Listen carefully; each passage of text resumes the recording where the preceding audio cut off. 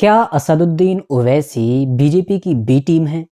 ये एक ऐसा सवाल है कि जो गली मोहल्लों, सड़कों, चाय की दुकानों पर तो लंबे वक्त से डिस्कस होता ही आया है, मगर अब जब 2024 का इलेक्शन सर पर आ चुका है, तो सोशल मीडिया पर इसको लेकर लगातार डिबेट की जा रही है। अब ओवैसी बीजेपी की बी टीम है या नहीं है, इस चीज़ को समझने के लिए हमको सिक्के के दोनों पहलुओं को देखना होगा। जो लोग ये दावा करते हैं कि असदुद्दीन ओवैसी बीजेपी की बी टीम है, बीजेपी के ही लिए काम करते हैं और पर्दे के पीछे दोनों हाथ मिलाकर रखते हैं, तो उनकी तरफ से जो सबसे पहली और सबसे बड़ी दलील दी जाती है, वो ये है कि असदुद्दीन ओवैसी जो एक लीडर यानी कि पॉलिटिशियन होने के साथ-साथ एक बिज़नेसमैन भी हैं, उनके बहुत सारे हॉस्पिटल चलते हैं, कॉलेजेस हैं, इस तरह की बहुत सारी चीज़ें हैं उनकी पर्सनल ज़िंदगी में। तो आखिर उनके ऊपर ईडी या फिर इस तरह की दूसरी जो सरकारी एजेंसीज़ वगैरह हैं, उनकी नज़र क्यों नहीं जाती है? बावजूद इसके कि हम देख रहे हैं पिछले एक लंबे वक़्त से दूसरी तरफ जितनी भी अपोज़िशन पार्टीज़ हैं, उनके ऊपर लगातार एक के बाद एक ईडी, सीबीआई और न जाने कौन-कौन सी जो सरकारी एजेंसीज़ हैं, जो संस्थाएँ हैं, उनकी रेड पड़ रही है और उनकी कार्रवाइयाँ हो रही हैं। इवन झारखंड के जो सीएम हैं और इसके अलावा दिल्ली के जो सीएम हैं यानी कि अरविंद केजरीवाल, ये दोनों सीएम तो एक-एक करके ईडी वगैरह की कार्रवाई की वजह से जेल भी पहुँच चुके हैं।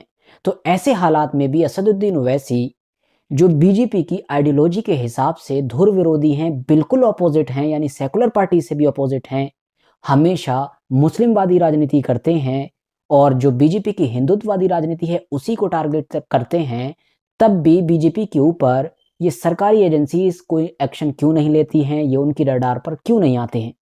ज़ाहिर है, ये दलील तो लॉजिकल है, थोड़ी भारी भरकम है, सोचने वाली बात है कि भाई क्यों नहीं आते हैं। इसके अलावा जो दूसरी दलील दी जाती है, उन लोगों की तरफ से जो ओवैसी के ऊपर ये इल्ज़ाम लगाते हैं कि भाई ये बी टीम है, तो वो दलील ये है कि असदुद्दीन ओवैसी एक काबिल नेता हैं, एक काबिल इंसान हैं, बैरिस्टर हैं, तो लॉजिकल बातें करने में भी माहिर हैं।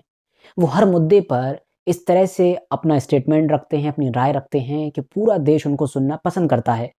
टीवी पर जब वो किसी डिबेट में शामिल होते हैं, किसी चीज़ को लेकर अपनी बात रखते हैं, तो पूरा देश उस चीज़ को सुनना पसंद करता है। अब वो चाहें उनके ऑपोज़िट वाले लोग हों, यानी जो उनसे विचारधारा के हिसाब से उनसे सहमति ना रखते हों या फिर उनके फ़ेवर वाले लोग हों, दोनों तरह के ही लोग सुनना पसंद करते हैं कि भई ये बंदा काबिल है, बात तो सुनना ही चाहिए। इसके अलावा संसद वगैरह में भी जब उनका बयान आता है, तो ज़ाहिर है पूरे देश की नज़रें होती हैं, क्योंकि ओवैसी का नाम संसद के अंदर उन टॉप सांसद में आता है जो किसी भी मुद्दे पर सबसे सटीक और सबसे लॉजिकल बातें करते आए हैं। यही वजह है कि वक़्त-वक़्त पर आप देखेंगे कि असदुद्दीन ओवैसी को जो संसद से जुड़े हुए कुछ अवार्ड्स हैं, उनसे भी नवाज़ा गया है। मगर इन्हीं असदुद्दीन ओवैसी साहब को जब इलेक्शन आता है, जब ये भाषण देते हैं, रैलियाँ करते हैं, तो बिल्कुल एक अलग तेवर में देखा जाता है। इनकी पूरी बोलचाल, इनका ढंग, इनका लहज़ा सब कुछ बदल चुका होता है और जिस तरह से ये बयान दे रहे होते हैं, जिस तरह से ये भाषण वगैरह देते हैं, वो बिल्कुल उसी तरह से होता है जैसे हिंदुत्व की राजनीति करने वाली बीजेपी करती है। बस फ़र्क ये होता है कि वो हिंदुत्ववादी भाषण दे रही होती है, हिंदुत्ववादी बातें कर रही होती है और ये इधर मुसलमानों से रिलेटेड उन्हीं मुद्दों को उसी अंदाज़ में उठा रहे होते हैं। ज़ाहिर है जब इस तरह के बयान ये देते हैं तो इससे लॉजिकली जो सेकुलर पार्टीज़ हैं देश की, जो विपक्षीय सेकुलर पार्टीज़ हैं, उनको नुकसान होता ही होता है।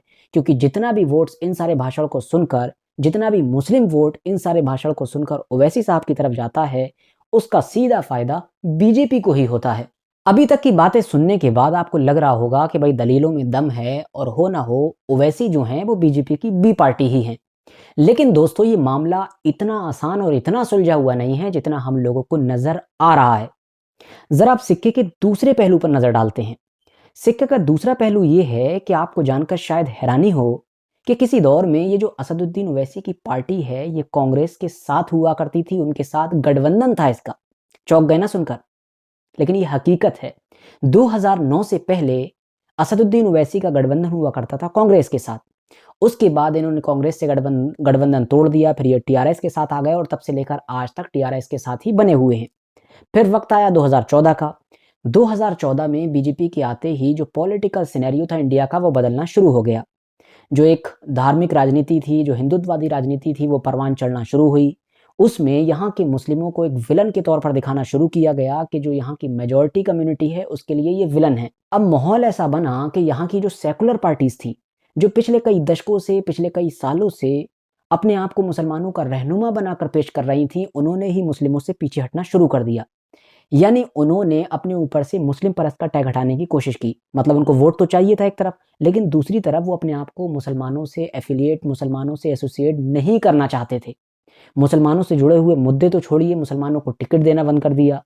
इवन जो इफ्तार वगैरह की आप देखते होंगे किसी दौर में टोपी लगाकर खजूर खाते हुए उनकी तस्वीरें आती थी, वो तस्वीरें तक आना बंद हो गई। आप डर का आलम समझ सकते हैं कि डर कहाँ तक पहुँच चुका था। इस वजह से कि अगर हम मुस्लिम परस्त दिखेंगे, मुस्लिम सपोर्टर्स दिखेंगे, तो दूसरी तरफ से वोट कट जाएगा, क्योंकि ऑलरेडी बीजेपी ने ऐसा माहौल यहाँ पर क्रिएट कर दिया था। अब जब आम मुसलमानों का ये हाल हो चुका था, तो वो असदुद्दीन ओवैसी जो मुस्लिमवादी राजनीति के ही लिए जाने जाते हैं, उनकी भला इन सेकुलर पार्टीज में क्या जगह हो सकती थी। अब धीरे-धीरे असदुद्दीन ओवैसी से भी इन लोगों ने दूरी बनाना शुरू कर दी, इन सारी पार्टीज ने। क्योंकि इन सारी ही पार्टीज को लगता था कि अगर असदुद्दीन ओवैसी या उनकी पार्टी उनके करीब दिखेगी किसी भी तरह से, तो उसका उनको सीधा नुकसान होगा। मगर यहाँ पर सोचने वाली बात यह है कि इस तरह का व्यवहार, इस तरह का सलूक सिर्फ असदुद्दीन ओवैसी के ही साथ हुआ। वरना आप देखेंगे ऐसी बहुत सारी पार्टीज हैं जो कट्टर राजनीति करती हैं ओवैसी या बीजेपी की तरह, मगर उसके बावजूद भी वो इन सेकुलर पार्टीज के साथ आती जाती रही हैं। मिसाल के तौर पर आप लोगों को याद होगा, अभी 3-4 साल पहले ही महाराष्ट्र में शिवसेना ने कांग्रेस और एनसीपी के साथ मिलकर गवर्नमेंट बनाई। आपको याद होगा। हालांकि अब वो गवर्नमेंट गिर चुकी है 2.5-3 साल के बाद, मगर अभी भी वो पुरानी शिवसेना कांग्रेस के ही साथ है, गठबंधन में है उनके साथ। तो अब जब शिवसेना जैसी पार्टीज इनके साथ आ सकती हैं, इनके साथ बैठ सकती हैं, गवर्नमेंट बना सकती हैं, अलायंस में शामिल हो सकती हैं, तो ओवैसी से फिर क्या दुश्मनी है। जबकि यहाँ पर मैं आपको बताता चलूँ कि इस तरह की कई बार खबरें आती हैं, खुद असदुद्दीन ओवैसी भी इस तरह के दावे करते हैं कि मैं तो इन लोगों से मिला था, मैंने तो कई बार इनको ऑफ़र दिया कि भाई मुझे भी अपने गठबंधन में शामिल करो, लेकिन ये लोग खुद ही अपने गठबंधन में मुझको शामिल नहीं करते हैं, तो मैं क्या करूँ? इसी वजह से मुझे लड़ना पड़ता है। बात सिर्फ यहीं पर ख़त्म नहीं हो जाती है, बल्कि उत्तर प्रदेश में मायावती जी को ले लीजिए। मायावती जी पिछले कुछ वक़्त से, यानी पिछले कुछ इलेक्शन से किसके लिए बैटिंग कर रही हैं, ये सबको पता है। लेकिन मायावती जी के ऊपर या उनकी पार्टी बीएसपी के ऊपर कोई भी वोट काटने का या बीजेपी की बी टीम होने का इल्ज़ाम नहीं लगाता है। पर्टिकुलरली 2024 को ही ले लीजिए, यहाँ पर जो गठबंधन तैयार हुआ है इस वक़्त 2024 के इलेक्शन के लिए इंडिया, तो उसमें भी इन सेकुलर पार्टीज़ ने लास्ट वक़्त तक ये कोशिश की कि किसी तरह से मायावती जी को भी इसी में शामिल कर लिया जाए, लेकिन वो शामिल नहीं हुई। और अब जब एक-एक करके वो अपने कैंडिडेट की लिस्ट जारी कर रही हैं, तो पूरा देश हैरान है, क्योंकि वो ज़्यादातर मुस्लिम कैंडिडेट को ही उतार रही हैं और उन सारी सीटों पर जहाँ पर मुस्लिम आबादी है।